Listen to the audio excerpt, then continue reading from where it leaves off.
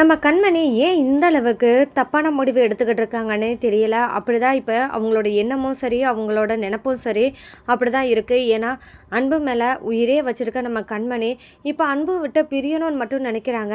ஆனால் இதுக்கு காரணம் ஒரே ஒன்று தான் அப்படின்னு சொல்லலாம். ஏன்னா இங்கே ராஜேஸ்வரியும் வெண்ணிலாவும் திட்டம் போடுறதுனால மட்டும் இல்லாமல் இதனால் நம்ம கண்மணியோட ஈகோவை சீண்டி பார்க்கறதுனால தன்னோட தன்மானத்தை சீண்டி பார்க்குறத வச்சுக்கிட்டு நம்ம கண்மணி பிடிவாதமாக இருக்காங்க.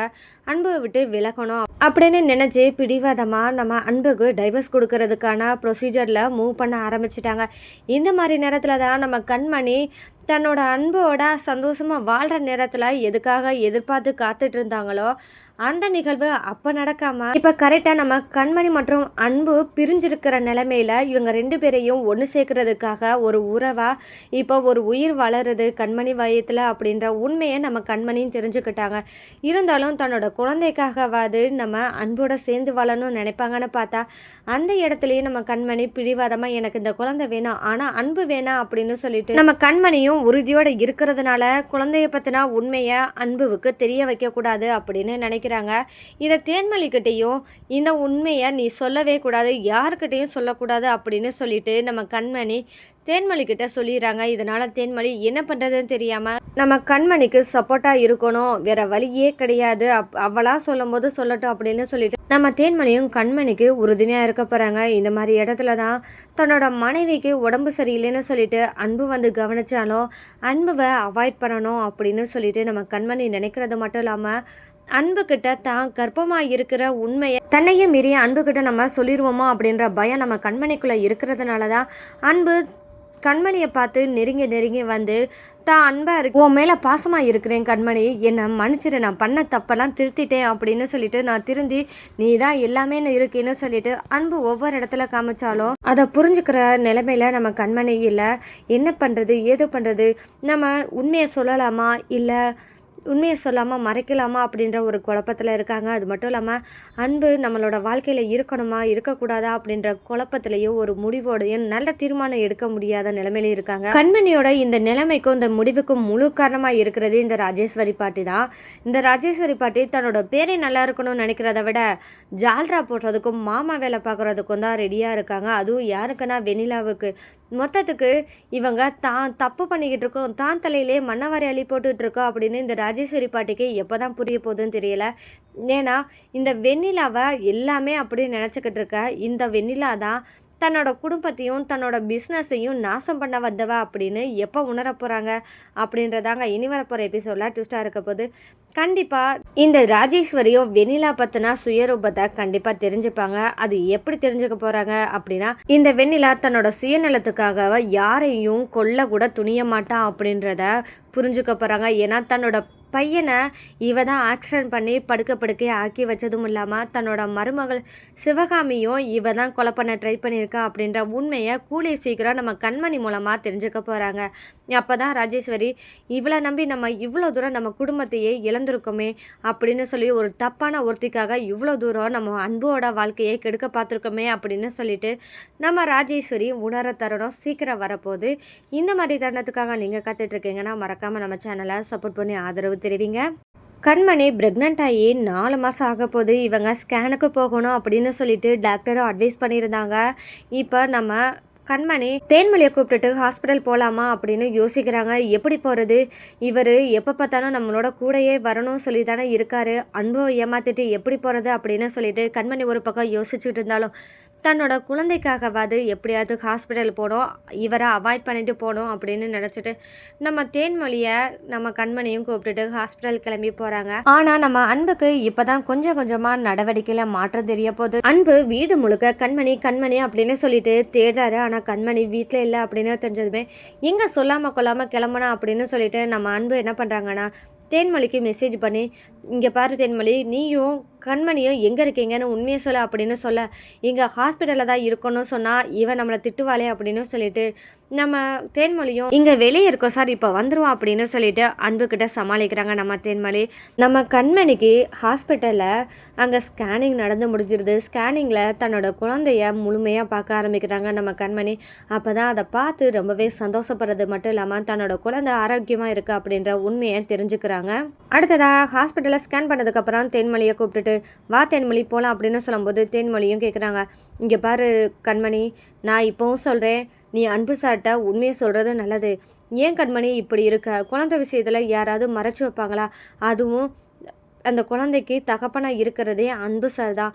அப்படிப்பட்டவட்ட நீ மறைக்கணும்னு நினைக்கிறது தப்பு இல்லையா அப்படின்னு கேட்டாலும், நீங்கள் கண்மணி இங்கே பாரு தென்மொழி, எனக்கு தெரியும் எப்போ யார்கிட்ட என்ன சொல்லணும்னு எனக்கு தெரியும். நீ இப்போ எதுவுமே யாருக்கிட்டையும் சொல்லக்கூடாதுன்னு சொல்லி வச்சிருக்கேன், அப்புறம் எதுக்கு இப்படியெல்லாம் பேசுகிற அப்படின்னு கேட்குறாங்க நம்ம கண்மணி. இங்கே பாரு தென்மொழி, உனக்கு விருப்பம் இருந்தால் என் கூட வரதா இருந்தா வா, இல்லைனா இனிமேல் சொல்லிடு, நான் உன்னை கூப்பிடவே இல்லை, நானே தனியாக வந்துட்டு போய்க்கிறேன் அப்படின்னு சொல்லிட்டு நம்ம கண்மணி பிடிவாதமாக பேச ஆரம்பிக்கிறாங்க. தேன்மொழியும் கண்மணி கிட்ட, இங்கே பாரு கண்மணி, நீ செய்கிறதெல்லாம் கொஞ்சம் கூட நல்லா இல்லை, இப்படியெல்லாம் இருந்தால் என்ன தான் செய்ய போகிறேன்னு எனக்கு தெரியல, நானும் எவ்வளவோ சொல்லி பார்க்குறேன், நீ கேட்குறதா இல்லை, சரி வா போகலாம் அப்படின்னு சொல்லிட்டு நம்ம கண்மணியோட தேன்மொழியும் வீட்டுக்கு கிளம்பி போகிறாங்க. இந்த இடத்துல தான் கொஞ்சம் கண்மணிக்கு டிஃப்ரெண்ட் காமிக்காம ஆரம்பிக்குது. ஏன்னா மாதங்கள் ஆக ஆக நம்ம கண்மணியோட ஒவ்வொரு சிம்டம்ஸும் மாற ஆரம்பிக்குது. நார்மலாக இருக்கிற கண்மணி கொஞ்சம் கொஞ்சமாக வாமிட் எடுக்க ஆரம்பிக்கிறாங்க. அப்போ கூட கிச்சனில் நம்ம கண்மணி சாப்பாடு சாப்பிடலாம் அப்படின்னு போகும்போது தான் நம்ம கண்மணிக்கும் வாமிட் வந்துடுது. அந்த நேரம் பார்த்து தான் கரெக்டாக கிச்சனில் யார் இருக்காங்கன்னா நம்ம சிவகாமி இருக்காங்க. என்னடா இங்கே கண்மணி வாமிட் எடுக்கிறாளே அப்படின்னு சொல்லிட்டு சிவகாமிக்கு சந்தேகம் மட்டும் இல்லாமல், என்னாச்சு கண்மணி, உடம்பு எதுவும் சரியில்லை, என்ன வாமிட் எடுக்கிற அப்படின்னு சொல்லிட்டு கண்மணி கிட்ட நம்ம சிவகாமியும் கேட்குறாங்க. அப்போ நம்ம கண்மணி இவங்ககிட்ட என்ன சொல்கிறது அப்படின்னு தெரியாமல் முழிக்கும் போது தான், நான் சாப்பிட்டது ஒத்துக்கலன்னு நினைக்கிறேன், அதனால தான் எனக்கு வாமிட் வந்துருச்சு, தவிர்த்து மற்றபடி வேறு எதுவும் இல்லை அப்படின்னு சொல்லிட்டு இங்கே கண்மணி சிவகாமி கிட்ட சமாளிக்கிறாங்க. அப்போ தான் நம்ம சிவகாமி கண்மணியோட முகத்தவும் பார்க்குறாங்க. முகத்தை பார்த்தா பிள்ளைக்கு வாட்டமாக இருக்கே, அது மட்டும் இல்லாமல் ஏதோ ஒரு வித்தியாசமான ஒரு பொலிவு இருக்கே நம்ம கண்மணி முகத்தில் அப்படின்னு சொல்லிட்டு சிவகாமிக்கு ஒரு டவுட் வர்றது மட்டும் இல்லாமல் கண்மணி கிட்ட நேரடியாகவே சிவகாமி கேட்குறாங்க, ஏம்மா கண்மணி, நீ எதுவும் மறைக்கலைல கண்மணி, ஏன்னா உன்னோட முகத்தையும் வச்சு பார்த்தா எனக்கு ஏதோ ஒரு மாற்றம் தெரியுது, நீ ப்ரெக்னெண்ட்டாக இருக்கியோன்னு எனக்கு தோணுது அப்படின்னு நம்ம சிவகாமி கேட்குறாங்க. இதை கேட்டதுமே நம்ம கண்மணிக்கு அதிர்ச்சி ஆகுது. இவங்க கரெக்டாக கண்டுபிடிச்சிட்டாங்களே, இவங்ககிட்ட எப்படி சமாளிக்கிறது அப்படின்னு சொல்லிட்டு கண்மணியும் யோசிக்க ஆரம்பிக்கிறாங்க. இவங்ககிட்ட இந்த எப்படியாவது தப்பிக்கணும் அப்படின்னு சொல்லிட்டு, அதெல்லாம் ஒன்றும் இல்லை, நானாவது ப்ரெக்னெண்ட்டாக இருக்கிறதாவது அப்படின்னு சொல்லிட்டு நம்ம கண்மணியை அவாய்ட் பண்ணிட்டு மூஞ்சில் அடித்த மாதிரி கிளம்பிடுறாங்க. சிவகாமி நம்ம அன்புக்கிட்ட இதை பற்றி சொல்லி ஆகணுமே அப்படின்னு சொல்லிட்டு அன்புவுக்கு கால் பண்ணுறது மட்டும் இல்லாமல் அன்புக்கிட்ட பேசவும் செய்கிறாங்க. அப்போ சொல்லுங்கம்மா அப்படின்னு சொல்லி ஃபோன் எடுக்கும்போது தான் நம்ம சிவகாமி நடந்த எல்லாத்தையும் சொல்கிறாங்க. இந்த மாதிரி கண்மணி வாமிட் எடுத்தாரா என்னன்னே தெரியல, அவள் உடம்பு சரியில்லைன்னு எனக்கு தோணுது, நான் என்ன சொல்கிறேன்னா ஹாஸ்பிட்டலுக்கு அவளை கூப்பிட்டு போய் பார்க்கலாமே, ஏன் இப்படி இருக்கா அப்படின்னு சொல்லிட்டு நம்ம அன்புக்கிட்ட கேள்வி கேட்குறாங்க.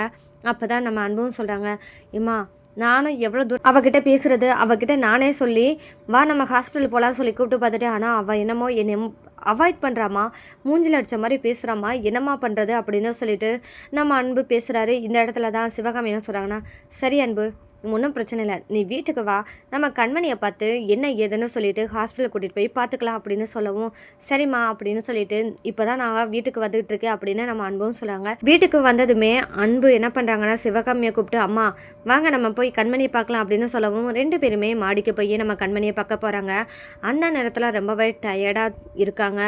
அப்போ தான் கண்மணி உனக்கு உடம்பு முடியலன்னு சொன்னாங்க, வா ஹாஸ்பிட்டல் போய் என்னென்னு பார்த்துட்டு வரலாம் அப்படின்னு சொல்லும்போது நம்ம கண்மணிக்கு அதிர்ச்சி ஆகுது. இவர் வேற ஹாஸ்பிட்டல் போகலான்னு சொல்லி கூப்பிட்றாரு. இவருக்கு ஹாஸ்பிட்டல் கூட்டிகிட்டு போய் என்னை பார்த்தாங்கன்னா செக்அப் பண்ணி உண்மையை சொல்லிட்டாருன்னா கண்டிப்பாக இவருக்கு உண்மை தெரிஞ்சிருமே அப்படின்னு சொல்லிட்டு நம்ம கண்மணியை அவாய்ட் பண்ண ஆரம்பிக்கிறாங்க. அந்த நேரத்தில் சிவகாமி, ஏம்மா கண்மணி இவ்வளோ தூரம் அன்பு உன்னை கூப்பிட்றான்ல, வாமா ஹாஸ்பிட்டல் போவோம், நீ அவனோட போக வேணாம், நான் உன் கூட வரேன், என்னோட வா போகலாம் அப்படின்னு சொல்லிட்டு கண்மணியை கூப்பிட ஆரம்பிக்கிறாங்க. நம்ம கண்மணியும் என்ன பண்ணுறதுன்னு தெரியாமல் முழிச்சிட்டு இருக்கும்போது தான் அவங்களுக்கு அந்த நேரத்திலேயே வாமிட் வர ஆரம்பிக்குது. அன்பு என்ன பண்ணுறாருன்னா, இவளுக்கு குமட்டல் எடுக்குதே, வாந்தி எடுக்க போகிறாளோ அப்படின்னு சொல்லிட்டு அந்த வாந்தியும் கையில் பிடிக்கிறாரு. இந்த இடத்துல தான் நம்ம கண்மணிக்கு அன்பு தன் மேலே எவ்வளோ தூரம் காதலாகவும் அன்பாகவும் இருக்கிறாங்க அப்படின்னு சொல்லிட்டு இவர்கிட்ட போய் நம்ம உண்மையை மறைக்கிறோமே அப்படின்னு சொல்லிட்டு குற்ற உணர்ச்சியால் நம்ம கண்மணியும் தவிக்க போகிறாங்க. இனி நம்ம அன்பை புரிஞ்சுக்கிட்டு கண்மணி தான் ப்ரெக்னெண்ட்டாக இருக்கிறத எப்போ சொல்ல போகிறாங்க அப்படின்றதாங்க இனி வரப்போகிற எபிசோடில் ட்விஸ்டாக இருக்க போது. அது மட்டும் இல்லாமல் அன்பும் தான் அப்பாவை ஆக போகிறோம் அப்படின்றத நினச்சி பார்த்தா கண்டிப்பாக சந்தோஷம் தான் பட போகிறாரு. ஆனால் இந்த உண்மை கண்டிப்பாக இங்கே வெண்ணிலாவுக்கு தான் முதல்ல தெரிய போது. அன்புவுக்கு தெரியறதுக்கு முன்னாடியே இந்த கண்மணி வயிற்றில் இருக்கிற குழந்தைய கண்டிப்பாக நம்ம அழிச்சாகணும் அப்படின்னு சொல்லிட்டு வெண்ணிலா முடிவு பண்ண போகிறாங்க. இனி வெண்ணிலா கண்மணியை எவ்வளோ தூரம் டச்சப் பண்ண போகிறாங்க, இந்த குழந்தைக்கு எவ்வளோ தூரம் ஆபத்து உருவாக்க போகிறாங்க அப்படின்றதாங்க இனி வரப்போகிற எபிசோடில் அடுத்தடுத்த ட்விஸ்ட்டாக இருக்க போது. இந்த மாதிரியான சுவாரஸ்யங்களை நீங்கள் தெரிஞ்சுக்கிறோம். மறக்காமல் நம்ம சேனலை சப்போர்ட் பண்ணி ஆதரவு தருவீங்க. மீண்டும் சந்திப்போம்.